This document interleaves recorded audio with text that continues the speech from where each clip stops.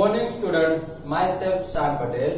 Today we are going to start new chapter number 7, weather, climate and adaptation of animals to climate. Chapter के हिसाब से, chapter के name के हिसाब से उसी तरीके से हम आगे बढ़ेंगे। जैसे कि फर्स्ट पॉइंट है उसमें वेदर, बराबर। सबसे पहले हम वेदर के बारे में समझेंगे, व्हाट इज वेदर। आज के लेक्चर में हम पूरा वेदर के बारे में ही डिस्कस करने वाले, बराबर। तो बच्चों आज हमारा पार्ट 1 है। पार्ट 1 में वेदर के बारे में हम डिस्कस करेंगे। तो पूरे लेक्चर में हम डिटेल में वेदर के बारे में समझेंगे। आज से पहले समझ लो कि आप अभी 7th स्टैंडर्ड में हो, 5th 6th स्टैंडर्ड में भी वेदर की डिफाइन आई होगी, वेदर के बारे में आप समझोगे, बराबर। अभी याद हो या ना हो, बराबर। तो चलो हम फिर से एक बार रिपीट कर देते हैं। Weather, what is weather? We find that the daily weather report carries information about the temperature, humidity and rainfall during the past 24 hours. देखो बच्चों, आप न्यूज़पेपर में देखते हो या फिर न्यूज चैनल पे देखते हो, तो हमें लास्ट 24 आवर्स के जो वेदर रिपोर्ट जो है, वेदर रिपोर्ट में क्या क्या इंक्लूड होता है। तो वेदर रिपोर्ट में पहले तो यह समझ लीजिए कि वेदर रिपोर्ट में रेनफॉल है, टेम्परेचर है, लास्ट 24 आवर्स का रेनफॉल, टेम्परेचर, ह्यूमिडिटी, बराबर, ये सब इंक्लूड होता है। मतलब वो सब, ये जो फैक्टर्स है वो सब वो सब वेदर में इंक्लूड होते हैं। तो आप न्यूज़पेपर में देखते हो या फिर न्यूज चैनल पे देखते होगे तो लास्ट 24 आवर्स का वेदर आपको दिखाएंगे कि लास्ट 24 आवर्स में टेम्परेचर कितना, मैक्सिमम टेम्परेचर कितना था, मिनिमम टेम्परेचर कितना था, रेनफॉल कितनी हुई, बराबर। तो लास्ट 24 आवर्स में ये सब हमको वेदर रिपोर्ट में दिखा दे। आपने देखा होगा, न्यूज़पेपर में रीड किया होगा या फिर न्यूज चैनल में भी देखा होगा। ओके, तो आज उसी के बारे में हम समझेंगे डिटेल में कि ये वेदर होता क्या है। Okay, see here. So we find that the daily weather reports carries information about the temperature, humidity and rainfall during the past 24 hours. Last 24 hours के हमें वेदर रिपोर्ट जानने को मिलते हैं, जैसे लाइक टेम्परेचर के बारे में, ह्यूमिडिटी के बारे में, रेनफॉल के बारे में। It also predicts the weather for the day. पूरे डे का वेदर भी हमको उसमें इंक्लूड होता है, उसमें से जानने को मिलता है। Humidity, as you might know, is a measure of the moisture air. देखो ह्यूमिडिटी क्या है, यहाँ पे हमको दिखा है, उसके फैक्टर्स दिखा है वेदर के कि उसमें टेम्परेचर, ह्यूमिडिटी, रेनफॉल ये सब आता है, बराबर। टेम्परेचर को आपको पता है टेम्परेचर क्या होता है, टेम्परेचर का पूरा हमने चैप्टर भी देख लिया, बराबर। उसके बाद यहाँ पे एक वर्ड दिया ह्यूमिडिटी। तो व्हाट इज ह्यूमिडिटी? ह्यूमिडिटी क्या है? तो यहाँ पे उसके हमको डिफाइन दी है। Humidity as you might know is a measure of the moisture in air. हमारी जो एयर है, एयर पे कितनी मॉइस्चर है, बराबर, उसके हिसाब से वो जो मॉइस्चर जो होती है उसको उसकी ह्यूमिडिटी बोलते हैं। आप देखना बच्चों कि मॉर्निंग में कभी कभी आपने देखा होगा तो ट्रीज जो होती है, ट्री के ऊपर कभी कभी ड्रॉप्स, वाटर के ड्रॉप्स गिरे हुए होते हैं, बराबर। तो एयर में वो कहाँ से आते हैं? ट्री के ऊपर वाटर के ड्रॉप्स कहाँ से आते हैं? हम उसको वाटर नहीं देते तो भी मॉर्निंग में उसके ऊपर देखने को मिलते हैं, बराबर। आपने देखा होगा कि जब मॉर्निंग में आप वॉकिंग करने जाते हो तो गार्डन में अगर आपके खुले पाओ गए, ऐसे गार्डन में आपने देखा होगा, गार्डन में जो ग्रास होती है वो ग्रास भी कैसी होती है? वेट होती है, ग्रास गीली होती है। तो ग्रास गीली क्यों हो जाती है मॉर्निंग में? तो वो इसलिए गीली होती है कि जो हमारी जो एयर होती है, एटमॉस्फेयर में जो एयर है वो मॉइस्चर एयर होती है। मॉइस्चर एयर की वजह से वो जो ग्रास और वो सब एटमॉस्फेयर में क्या होता है, ये ह्यूमिडिटी आती है, समझ में आया? तो ग्रास गीली हो जाती है, ट्रीज जो होती है उसके जो ट्रीज के जो लीव्स होते हैं उसके ऊपर ड्रॉप्स देखने को मिलते हैं, ये सब ह्यूमिडिटी की वजह से होता है। समझ में आया बच्चों? तो वो ह्यूमिडिटी वर्ड है। So humidity, as you might know, is a measure of the moisture in air. Air में कितनी मॉइस्चर है उसके हिसाब से ह्यूमिडिटी पता लगती है। आपको समझ में? मॉनसून में ह्यूमिडिटी ज्यादा होती है, मॉनसून और विंटर में ह्यूमिडिटी की जो क्वांटिटी होती है वो मैक्सिमम होती है। समर में ह्यूमिडिटी इतनी नहीं होती, समझ में आया? क्योंकि समर में वेदर कैसा होता है, हॉट होता है, उसकी वजह से उस पर ह्यूमिडिटी नहीं होती। Clear? Okay, see here. Rainfall is measured by an instrument called the rain gauge. देखिए, रेनफॉल तो आपने देखा ही होगा, अभी मॉनसून की सीजन है बराबर, तो अभी भी रेनफॉल होता ही है। क्लियर?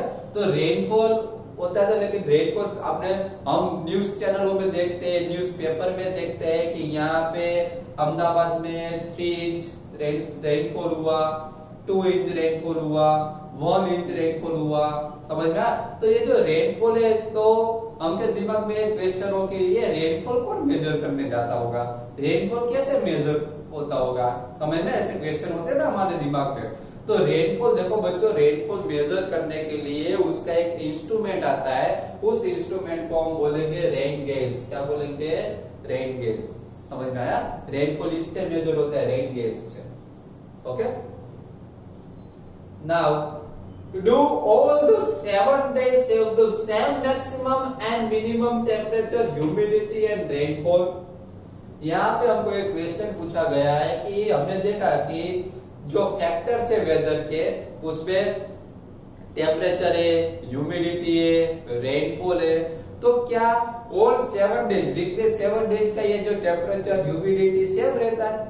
टेम्परेचर है, ह्यूमिडिटी है, रेनफॉल है, तो वीक में क्या 7 डेज वो सेम रहेगा? आज टेम्परेचर समझ लो कि 35 डिग्री सेल्सियस टेम्परेचर है आज, तो क्या कल भी 35 डिग्री सेल्सियस ही रहेगा? परसों भी 35 डिग्री सेल्सियस ही रहेगा?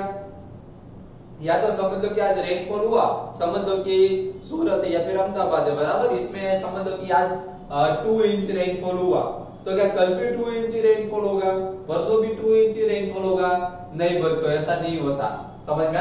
7 डेज वेदर कभी ये ह्यूमिडिटी है, रेनफॉल है, टेम्परेचर है, 7 डेज सेम नहीं रहता, सब दिन वो डिफरेंट डिफरेंट होता है। समझ में आया? Okay, then now the day to day condition of the atmosphere. बच्चों यहाँ पे ये जो ब्लू मार्कर से लिखा हुआ है वेदर की डिफाइन है बराबर, इसलिए अलग मार्कर से लिखे हुए देख लो। वेदर की डिफाइन देखो, what is weather? The day to day condition of the atmosphere at a place with respect to the temperature, humidity, rainfall, wind speed etcetera is called the weather at that place. यहाँ पे weather की define दी है कि कोई भी एक place हो बराबर, उसका डे टू डे उसका जो वेदर, डे टू डे उसकी कंडीशन वो चेंज होती हो। डे टू डे कंडीशन भी सब डे उसकी कंडीशन सेम नहीं होती, डे टू डे कंडीशन उसकी सेम डिफरेंट डिफरेंट, उसमें temperature, humidity, rainfall, wind speed day to day क्या होते हैं, चेंज होते रहते हैं बराबर। उसी को हम कहेंगे वेदर। उस प्लेस में ये जो कंडीशन है डे टू डे चेंज होने की, उसी कंडीशन हम क्या बोलेंगे, वेदर। ये फैक्टर सब उसमें डे टू डे चेंज होते रहते हैं, temperature, humidity, rainfall, wind speed बराबर। हर रोज डेली वो सेम नहीं रहते, वीक में 7 डेज सेम नहीं रहते, डे टू डे चेंज होते रहते हैं, टेम्परेचर चेंज हो जाता है, ह्यूमिडिटी, रेनफॉल सब चेंज होता रहता है। समझ में आया? तो वही उसी को हम वेदर कहेंगे। समझ में आया बच्चों? वेदर किसको कहते हैं? Okay, then now the temperature, humidity, rainfall, wind speed etcetera are called the elements of the weather. देखिए बच्चों, हमने ऊपर की डिफाइन में देखा, उसपे कुछ फैक्टर्स आए। कौन कौन से फैक्टर्स? तो ये जो टेम्परेचर है, ह्यूमिडिटी है, रेनफॉल है, विंड स्पीड, ये सब क्या है? ये सब जो है वो elements of the weather, weather के एलिमेंट्स है। समझ में आया? इन सब में चेंजेस होता है। Clear? Then now the weather of a place changes day after day and week after week. देखो ये पॉइंट बहुत इंपॉर्टेंट है कि weather of the day weather जो है एटमॉस्फेयर का जो वेदर है वो डे टू डे चेंज होता रहता है और वीक आफ्टर वीक चेंज होता रहता है। समझ में आया? जैसे कि आज टेम्परेचर समझ लो कि आज टेम्परेचर 40 डिग्री सेल्सियस है, तो 2 डेज बाद वो टेम्परेचर समझ लो 30 डिग्री सेल्सियस भी हो सकता है। टेम्परेचर चेंज हो सकता है। रेनफॉल आज हुआ, आज समझ लो कि 2 इंच रेनफॉल हुआ, तो 1 वीक के बाद वो रेनफॉल या फिर कल रेनफॉल चेंज भी हो सकता है, कल 3 इंच भी हो सकता है। डे टू डे सेम नहीं रहता। समझ में आया? तो डे टू डे और वीक टू वीक वेदर जो होता है वो चेंज होता रहता है। Clear? Then now the maximum and the minimum temperature are recorded every day. Do you know how this temperature recorded? देखिए बच्चों, हमारी कंट्री में या फिर किसी भी कंट्री में ये जो मैक्सिमम एंड मिनिमम टेम्परेचर होता है डे टू डे वो रिकॉर्ड होता है।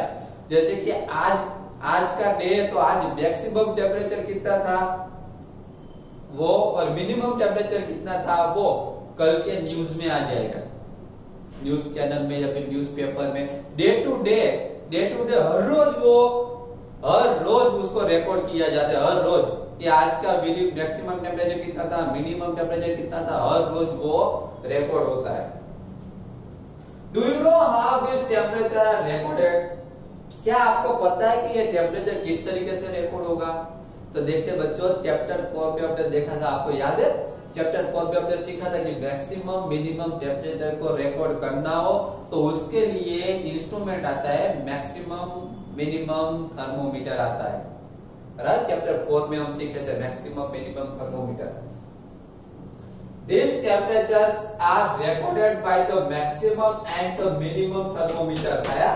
ये जो डे में maximum and minimum temperature measure करना हो हमको, तो उसके लिए मैक्सिमम मिनिमम थर्मोमीटर यूज होता है, याद रखेगा।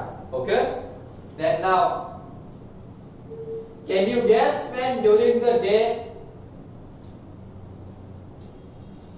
can you guess when during the day we have the maximum temperature and when the minimum temperature? तो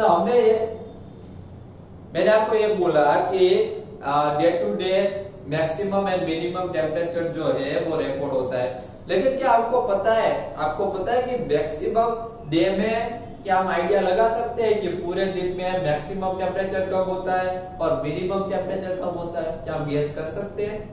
तो आप बोलोगे कि सर जब हीटिंग सबसे ज्यादा होगी तब मैक्सिमम टेम्परेचर होगा, जब कम होगी तब मिनिमम टेम्परेचर होगा।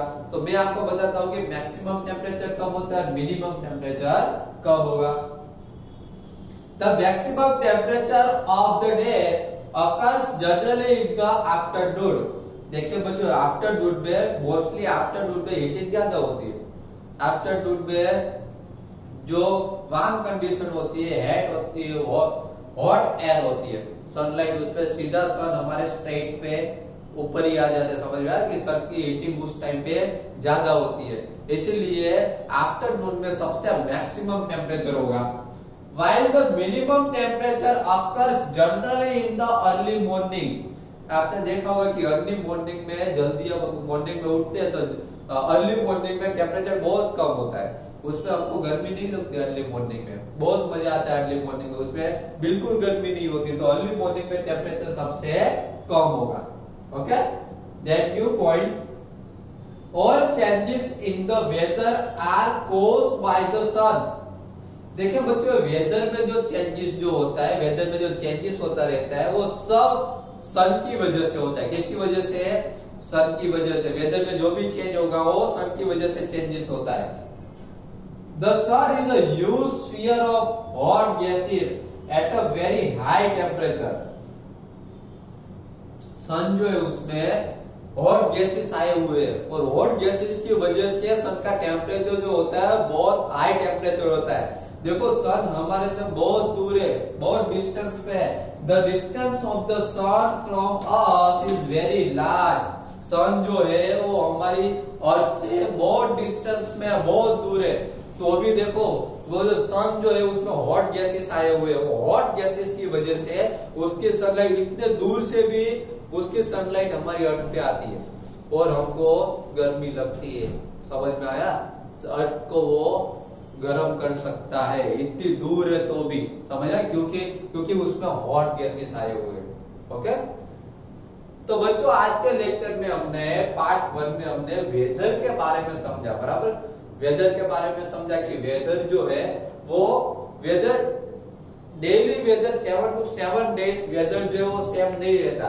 वेदर में पहले तो हमको ये समझना पड़ेगा वेदर जो है उसके जो एलिमेंट्स है, वेदर के एलिमेंट्स में ह्यूमिडिटी आती है, टेम्परेचर आता है, बराबर, और ह्यूमिडिटी, टेम्परेचर एंड रेनफॉल, ये सब वेदर के एलिमेंट्स है। इन सब में चेंज होता है तो समझ लेना कि वेदर में चेंज होगा। समझ में आया? तो ये जो एलिमेंट्स है वो इंपॉर्टेंट है वेदर के लिए। ये एलिमेंट्स में चेंज होगा तो वेदर भी चेंज होगा।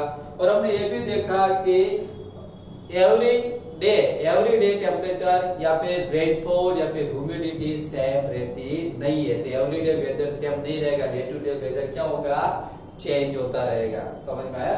उसी तरीके रेनफॉल को हमने देखा कि रेनफॉल अगर मेजर करना हो तो उसके लिए क्या यूज होता है, रेन गेज यूज होगा। क्लियर?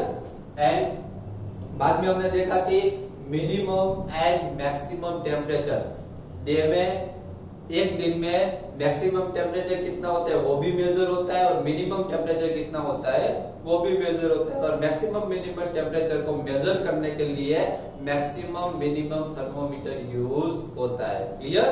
तो पार्ट 1 में आज हमने जो भी देखा, बराबर, वो आपको फिर से वीडियो को 2-3 टाइम्स फिर से ठीक से देख लीजिए और उसको समझ लीजिए। Thank you very much.